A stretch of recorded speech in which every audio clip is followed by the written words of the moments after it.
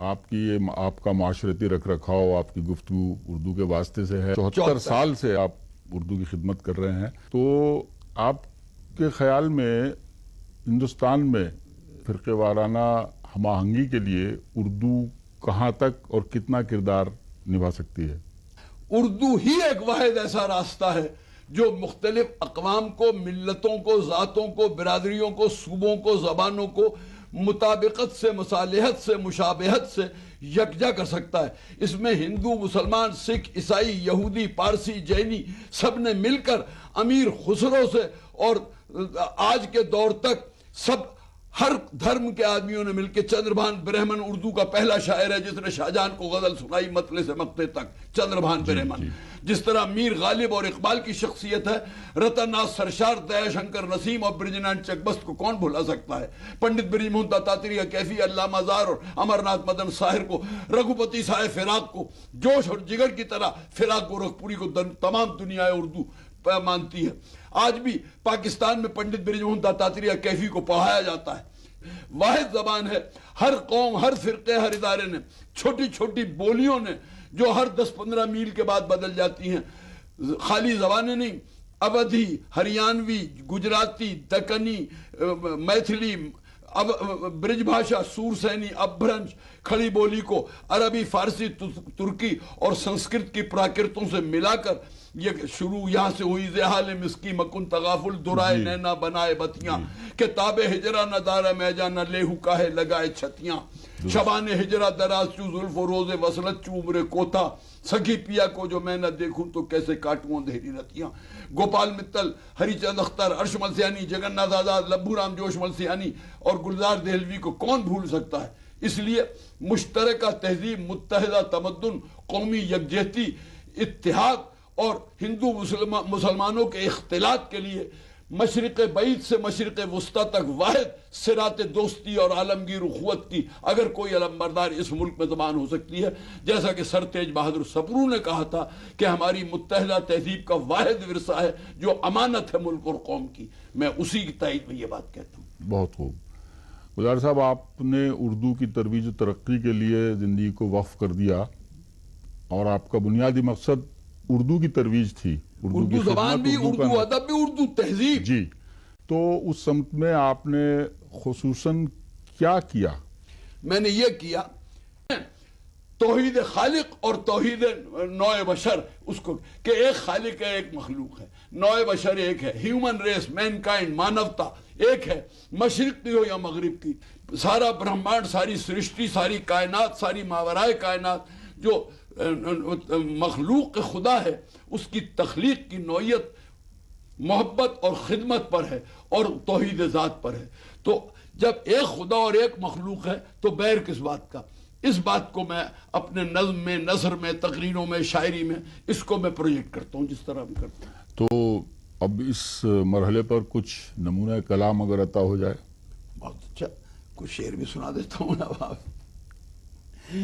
میں وہ ہندو ہوں کہ نازا ہے مسلمہ جس پر، دل میں کعبہ ہے میرے دل ہے صنم خانوں میں، جوش کا قول ہے اور اپنا عقیدہ گلزار، ہم سا کافر نہ اٹھا کوئی مسلمانوں۔ بہت خوب، بہت خوب۔ دیکھیے کچھ ربائیاں ہیں، الفاظ تو اس میں خمریات کے، رندی اور شوخی کے، شراب و کباب کے ہیں، لیکن معرفت و توحید سے متعلق۔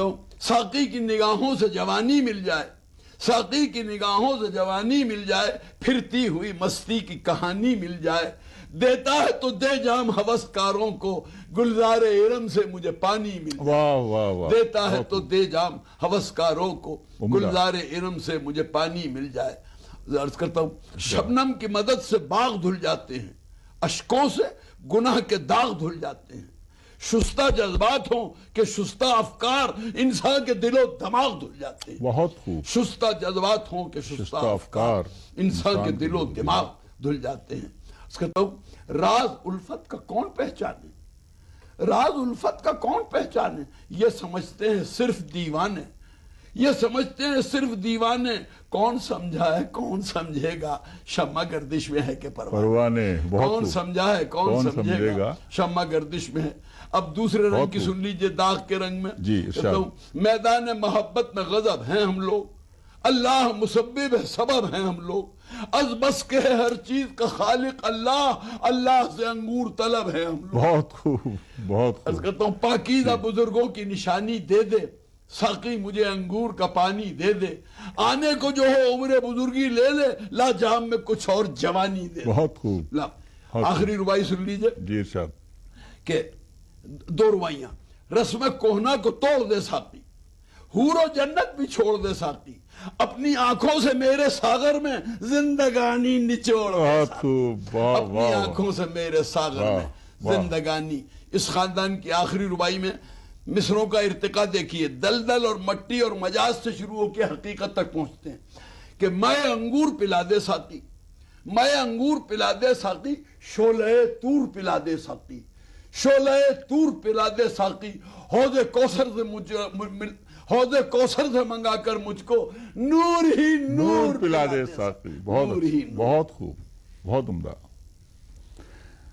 گلزار صاحب، آپ نے 60-70 ممالک کا غالباً سفر کیا ہے۔ جا ہندوستان کے باہر اردو اور اردو کلچر کا اثر سب سے زیادہ آپ نے کہاں پایا؟ جناب، دنیا کی 134 یونیورسٹیوں میں اردو پڑھائی جاتی ہے، ہندوستان پاکستان سے باہر 134 یونیورسٹیوں میں، 70 ملکوں میں سالانہ اردو کے سیمینار، کانفرنس اور مشاعرے ہوتے ہیں، عالمی مشاعرے، انڈو پاک مشاعرے۔ میں سعودی عرب گیا ہوں، جدہ اور ریاض میں میرے استقبال ہوئے ہیں، دوحہ قطر میں، بحرین میں، شارجہ میں، دبئی میں، ابو دھابی میں جگہ، اور کینیڈا میں، ڈنمارک میں، روس میں، تمام 23-24 جگہ امریکہ میں اردو والوں نے میرا استقبال کیا۔ ہندو مسلمانوں نے مل کے، ہندوستانیوں پاکستانیوں نے مل کے، اکیلے جدہ سعودی عرب میں 4,000 لڑکیاں اور 10,000 لڑکے، گورنمنٹ آف انڈیا کا ایمبیسی کا اسکول ہے، اردو پڑھتے ہیں۔ تو اردو مٹنے والی زبان نہیں ہے، اردو بھی 21ویں صدی کا مستقبل کا روشن ستارہ ہے کہ اردو شاعری سے ہمیں حب الوطنی کا سبق ملا۔ تو ہم لوگوں کا کام ہے تطبیق، مماثلت، دلوں کو جوڑنا، تو برائے وصل کردہ نامدی، نہ برائے فصل کردہ نامدی۔ یہ تو ہم اور آج کی بات کر رہے ہیں، میں 1905 کی بات نواب مرزا داغ کی، 1905 میں انتقال ہو گیا، اس سے پہلے انہوں نے جو زبان بنائی اگر وہ ہم اپنا لیں تو اب کوئی ترجمہ کر کے بتا دے کوئی وصف کی زبان کا وقت ہے۔ بعض جگہ اقبال نے جو اردو میں سارے جہاں سے اچھا ہندوستان ہمارا، بلبلیں اس کی یہ گلستاں ہمارا وغیرہ، اب اس جذبے شکتی بھی شانتی بھی بھکتوں کے گیت میں ہے، بھارت کے واسیوں کی مکتی پریت میں ہے، علامہ ڈاکٹر اقبال۔ تو یہ اب اس چیز کی ضرورت ہے کہ داغ کی زبان کو عوام میں پھیلایا جائے۔ سر سید نے خود تجربے کیے، ان کی آپ کتابیں دیکھیے، اس میں ہندی کے، سنسکرت کے اور علاقائی زبانوں کے کتنے الفاظ یوں محاورے کی طرح، روزمرہ کی طرح ان کی کتابوں میں موجود ہیں۔ تو آج ضرورت ہے اسی ہندوستانی بول چال کی، عام فہم زبان کی، جس کی بنیاد میر اور داغ نے رکھی۔ آپ ذاتی طور پر اردو والوں کے لیے، اردو پڑھنے والوں کے لیے، اردو پسند کرنے والوں کے لیے کیا پیغام دینا پسند کریں؟ میرا پیغام چھوٹا سا ہے بہت، وہ یہ ہے کہ بڑے بڑے لوگ سرکاری یا غیر سرکاری ٹرسٹ کچھ بھی کریں، آپ اپنے گھر میں، اپنے محلے میں، اپنے رشتہ داروں میں، اپنے سگے بھائی بہن کے ہاں اور اپنے ہاں، اپنے بیٹے بیٹی، پوتا پوتی اور نواسے نواسی کو، 6 بچوں کو 6 جماعت کے معیار تک، middle class, lower middle class کا، آپ ان کو اردو رسم الخط میں اردو بھی سکھائیے۔ پھر چاہے آپ فرینچ پڑھائیں، جرمن پڑھائیں، اسپینش پڑھائیں، رشین پڑھائیں، چاہے کوئی زبان دنیا کی، انگریزی پڑھائیں، خوب پڑھائیں، ایم اے پی ایچ ڈی کرائیں، ایل ایل بی کرائیں، لیکن اسلاف کی قدروں کو، اسلاف کی تہذیب کو، اسلاف کے ادیان اور نظریات کو اگر اخلاف تک، نئی نسل تک پہنچانا ہے تو 6 7 8 کلاس کے معیار تک اردو رسم الخط میں اردو پڑھائیں گے تو آپ کا دین اور ادب، دنیا دونوں محفوظ رہیں گے، ورنہ دونوں پہ حملہ ہے۔ آپ کیا، ہمارا مذہب اور عقائد اور نظریات بھی اردو اور ہندی کے ذریعے پہنچیں گے لوگوں پر۔ اس لیے ضروری ہے کہ ہم اپنی دین دنیا دونوں کے تحفظ کے لیے اردو زبان پڑھائیں، اردو کے لیے ان کو ترغیب دیں، توجہ دلائیں، اور خود گھر میں بیٹھ کے پرائمری اور مڈل تک کی اردو پڑھا دیں۔ یہ میرا پیغام۔ اردو کے بارے میں، اردو ادب کے بارے میں گلزار صاحب کی معلومات کو دیکھتے ہوئے ان کو اردو اور اردو ادب کا انسائکلوپیڈیا بھی کہا جاتا ہے، اور ان سے تو اردو اور اردو ادب کے بارے میں، دہلی کے بارے میں لامتناہی گفتگو کی جا سکتی ہے۔ بہرحال میں بہت شکر گزار ہوں آپ کا کہ آپ تشریف لائے اور آپ نے ایک اس گفتگو کا موقع دیا۔ تو کیسا لگا جو سب میں نے کہا تھا؟ شاعری سب تو ٹھیک ہے، بہت بہت کچھ ہے اس کے اندر، گہرائی فلسفی ہے، فلسفہ بہت گہرائی فلسفہ اس کے اندر رکھا ہوا ہے۔